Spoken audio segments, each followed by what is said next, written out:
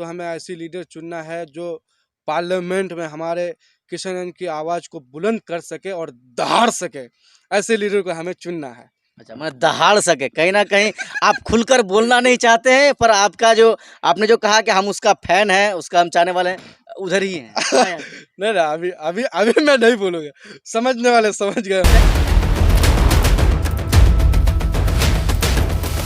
मतलब एमपी साहब का विकास जो है NH-31 अच्छा, ये सब विकास हुआ है, ओवर ब्रिज, ओवरब्रिज मतलब ये गली कंटा, मतलब ये वाला विकास उनका नहीं हुआ है। जो है अकबरुद्दीन ओवैसी, ये भड़काऊ भाषण करते हैं। इन लोगों की बात में जो है हमेशा हिंदू मुस्लिम वाली बात होती है। फिर आप ओवैसी साहब के फैन हैं? नहीं नहीं, मैं फैन असदुद्दीन अवैसी साहब का हूँ, उनका पार्टी का नहीं हूँ। मैं उनको मानता हूँ, उनको देखता हूँ, अच्छा लगता है। अब ऐसा थोड़ी ना है कि जैसे मेरा वीडियोस लोग देखते हैं तो कोई कोई मुझे अच्छा कहते हैं, कोई कोई खराब। आप डॉक्टर जावेद आज़ाद साहब को भी अच्छा लीडर मानते हैं, ओवैसी साहब का आप फैन हैं, मास्टर मुजाहिद साहब की भी आप अच्छा ही बयान कर ही दिए। आखिर सपोर्ट आपका होगा किसके तरफ? क्योंकि बहुत सारे चेहरे हैं यहाँ पर, हम खुलकर जानना चाहते हैं।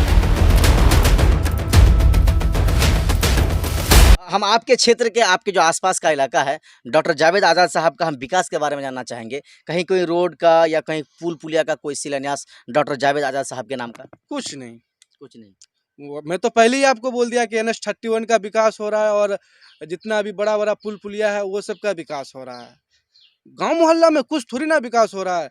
हमारे इलाके में लगभग लगभग 5-10 पुल टूटे हुए पड़े हैं। हम एमपी साहब को लिख के दिए, MLA साहब को लिख के दिए, कहाँ कुछ हो रहा है? कहाँ कुछ हो रहा है बताइए? आपके भी उधर काफ़ी पुल वगैरह टूटे हुए, नहीं हो रहा है। ये सब मामले में मतलब एमपी साहब वो लोग काम ही नहीं करता है।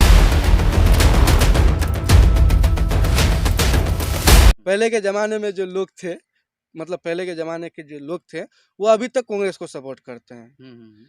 चाहे मेरे अब्बू को देख लीजिए, वो तो वोट कांग्रेस को ही डालेंगे। अच्छा, वो तो कांग्रेस के डालेंगे। हाँ, चाहे कुछ भी हो जाए, चाहे कितना बड़ा कोई कोई क्यों ना आ जाए इलेक्शन में, वो कांग्रेस को ही वोट करेंगे, ऐसा है।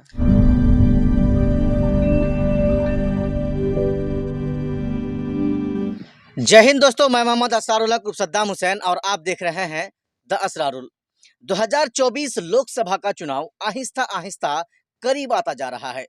जैसे जैसे दिन गुजर रहा है, वैसे वैसे चुनाव का खुमार लोगों के सर के ऊपर चढ़ता जा रहा है। लोग चौक चौराहे में, लोग सड़कों में, चाय की दुकानों में, गलियों तक में लोग चुनाव को लेकर अपने आपस में चर्चा कर ही लेते हैं। हम भी 2024 लोकसभा चुनाव के मुद्दे को लेकर लोगों के पास जाते हैं और लोगों की राय को जानने की कोशिश करते हैं कि आखिर इस बार जो 2024 में लोकसभा का चुनाव होगा, किशनगंज जिले का माहौल क्या है, या फिर किशनगंज जिले के आवाम इस बार चाहता क्या है। क्या डॉक्टर जावेद आज़ाद साहब, जो वर्तमान में कांग्रेस पार्टी के सांसद हैं किशनगंज जिले से, क्या वही ठीक है या फिर उसकी जगह में कोई बदलाव चाहते हैं? इन सारे मुद्दों को लेकर मैं लोगों के पास जाता हूं, अलग अलग जगह में जाता हूं और सबकी राय को जानने की कोशिश करता हूं।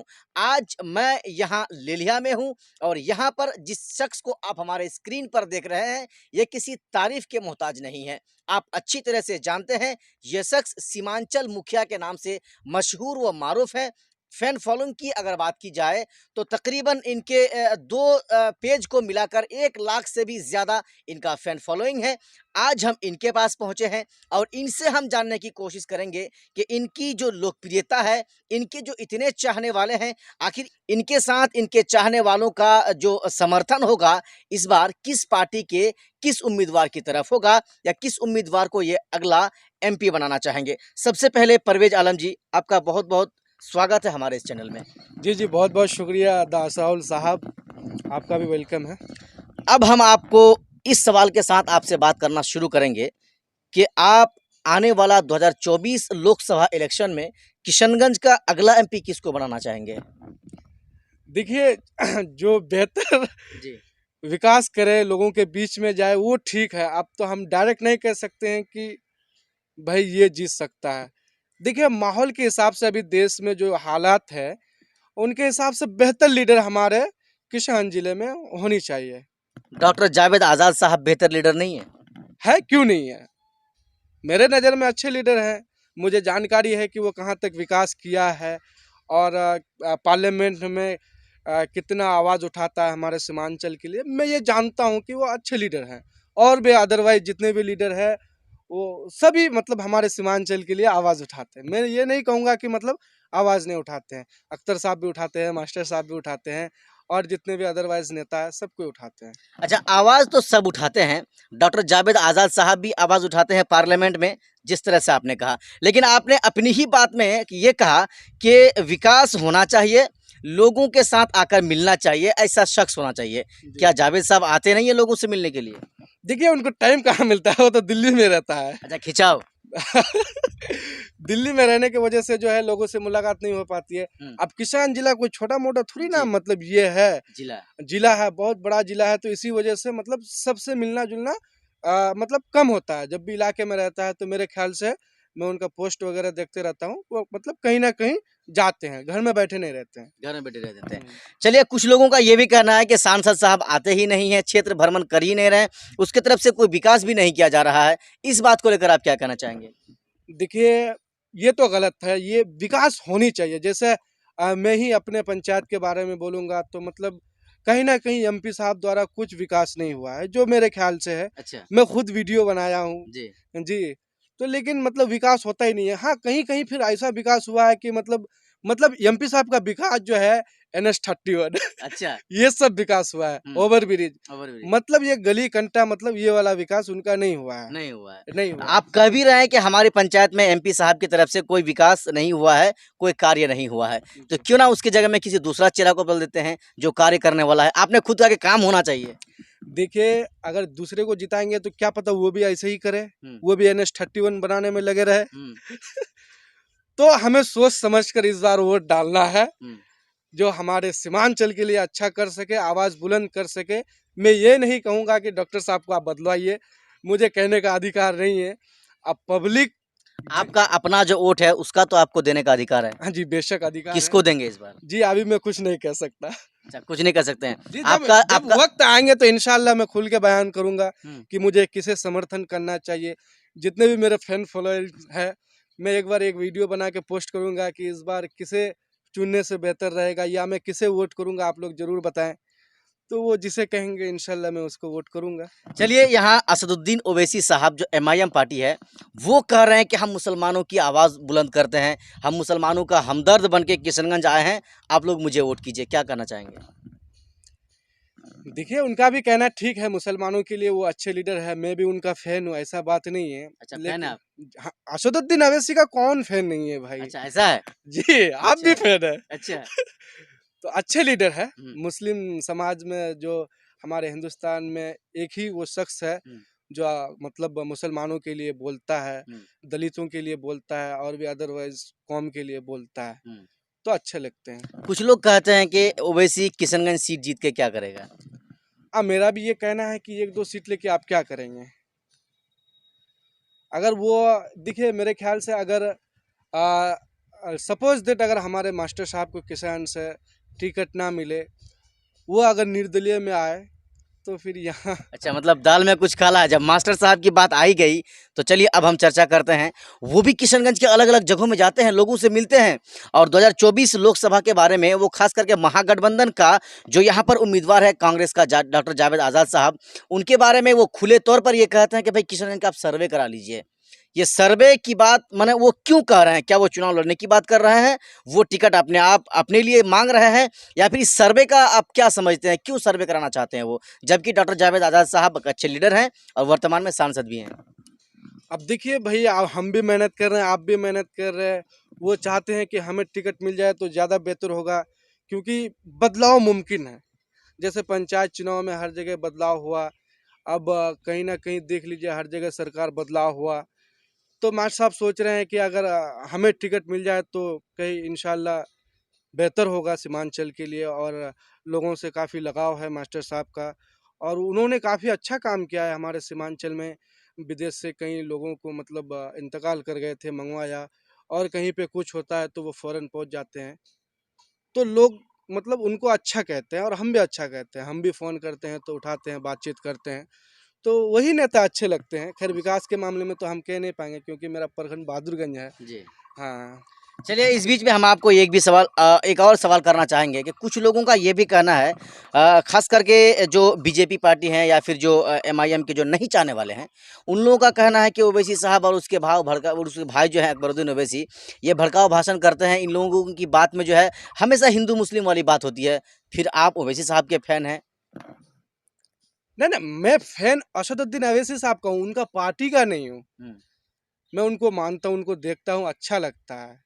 अब ऐसा थोड़ी ना है कि जैसे मेरा वीडियोस लोग देखते हैं तो कोई कोई मुझे अच्छा कहते हैं, कोई कोई खराब कहते हैं, लेकिन अख्तर उल इमान के बारे में क्या सोच है आपका, बता दीजिए एक बार। देखिए वो भी लीडर अच्छे हैं, वो भी लीडर अच्छे हैं, लेकिन क्या बोलेंगे यहाँ तो खेला कुछ और हो जाएगा। अच्छा, खेला कुछ और हो जाएगा, माने हाँ। क्या हो जाएगा? अब देखिए कुछ तो होगा किसान जिले में। कहीं वही तो बात नहीं हो जाएगी कि एमआईएम अलग वोट खींच लेगी और महागठबंधन अलग चले जाएंगे और फिर कहीं बीजेपी बीच में आ जाए, कहीं देखिए वही अगला बार जो है सेकंड किया था महमूद अशरफ साहब, जी, जो बीजेपी के उम्मीदवार थे, जो बीजेपी के उम्मीदवार थे। बीजेपी गठबंधन के। तो जी। अब यहीं से आप दिमाग लगा लीजिए, हमारे सीमांचल हमारे किसान जिले में अगर कोई भी आज़ाद उम्मीदवार होगा तो फिर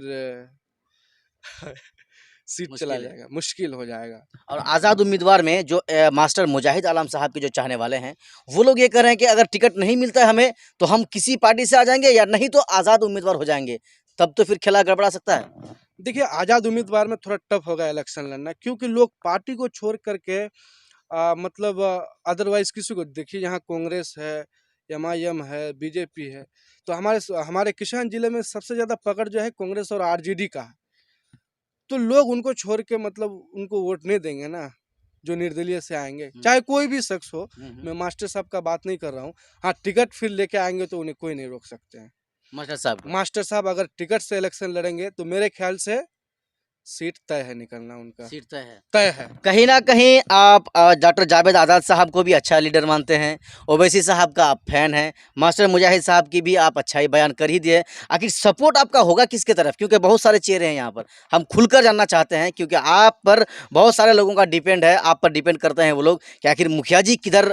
ओरिजिनल में आप सीमांचल के मुखिया के नाम से आप फेमस हो चुके हैं कुल मिलाकर पूरे सीमांचल में। ऐसे में बहुत लोग आपके बारे में भी सोचते हैं कि उसका जो है मूवमेंट हम देखेंगे या उसका रुझान देखेंगे वो किधर जा रहा है। कुछ लोग आप पर भी डिपेंड करते हैं।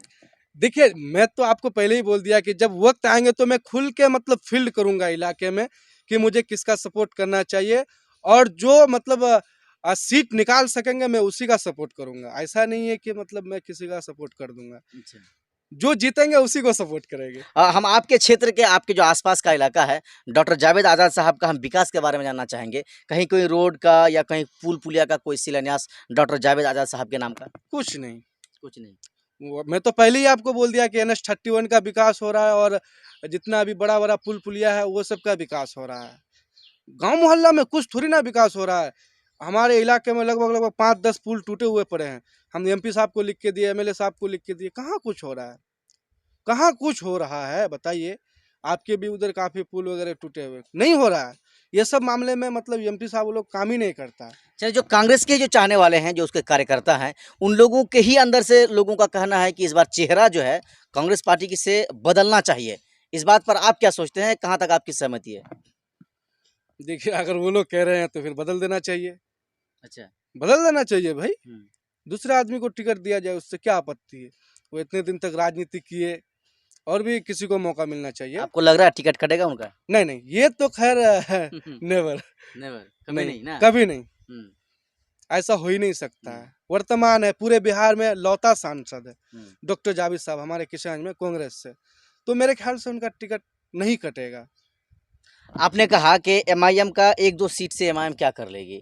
तो चलिए, 2019 में जब लोकसभा का चुनाव हुआ था, पूरा बिहार बीजेपी के खाते में चला गया। इकलौता किशनगंज जिला ही कांग्रेस के खाते में गया। अब यहाँ इकलौते किशनगंज में कांग्रेस क्या कर ली? भाई क्या बोलेंगे, कांग्रेस मतलब लोगों के नज़र में एक बहुत बड़ा पार्टी है। अच्छा जी। कांग्रेस मतलब लोगों के दिलों में बसता है कांग्रेस। खास करके हमारे सुरजापुरी समाज में ज़्यादातर कांग्रेस का पकड़ है। अभी तो कुछ लोग एमआईएम कहते हैं, मतलब 50% हो गया है। अच्छा, 50 आ गया है। 50 में आ गया है। मतलब 50% एमआईएम तो 50% कांग्रेस। पहले के ज़माने में जो लोग थे मतलब पहले के ज़माने के जो लोग थे, वो अभी तक कांग्रेस को सपोर्ट करते हैं। चाहे मेरे अब्बू को देख लीजिए, वो तो वोट कांग्रेस को ही डालेंगे। अच्छा, वो तो कांग्रेस के डालेंगे। हाँ, चाहे कुछ भी हो जाए, चाहे कितना बड़ा कोई कोई क्यों ना आ जाए इलेक्शन में, वो कांग्रेस को ही वोट करेंगे, ऐसा है। चलिए जाते-जाते हम सवाल का सिलसिला को ख़त्म करते हैं इस सवाल के साथ कि कहीं आपके जो समर्थक हैं, आपके जो चाहने वाले हैं उन लोगों के लिए आपकी तरफ से क्या संदेश होगा? ख़ास करके 24 इलेक्शन को लेकर के? देखिए भाई लोग, आप लोग जो है अच्छा रहनुमा चुनें, जो हमारे किसान के लिए बेहतर कर सके, क्योंकि अभी देश का जो हालात है आप लोग देख पा रहे हैं। दंगा फसाद वगैरह वगैरह होते रहते हैं, तो हमें ऐसी लीडर चुनना है जो पार्लियामेंट में हमारे किसान की आवाज़ को बुलंद कर सके और दहाड़ सके, ऐसे लीडर को हमें चुनना है। अच्छा, मतलब दहाड़ सके, कहीं न कहीं आप खुलकर बोलना नहीं चाहते हैं, पर आपका जो आपने जो कहा कि हम उसका फ़ैन हैं, उसका हम चाहने वाले हैं, उधर ही हैं। नहीं ना, अभी अभी अभी मैं नहीं बोलूँगा, समझने वाले समझ गए होंगे। चलिए कोई बात नहीं है, ये परवेज़ आलम साहब थे जो सीमांचल मुखिया के नाम से मशहूर हुए हैं पूरे सीमांचल में। इनका फ़ैन फ़ॉलोइंग बहुत ज़्यादा हो चुका है और आहिस्ता-आहिस्ता माशाअल्लाह बढ़ रहा है और भी ये बहुत दूर बहुत आगे जाएँगे। कुल मिलाकर इनसे हमारी बात हो रही थी, ये क्लियर तो नहीं कर पा रहे थे, लेकिन इशारा कहाँ था ये आप सब समझ गए।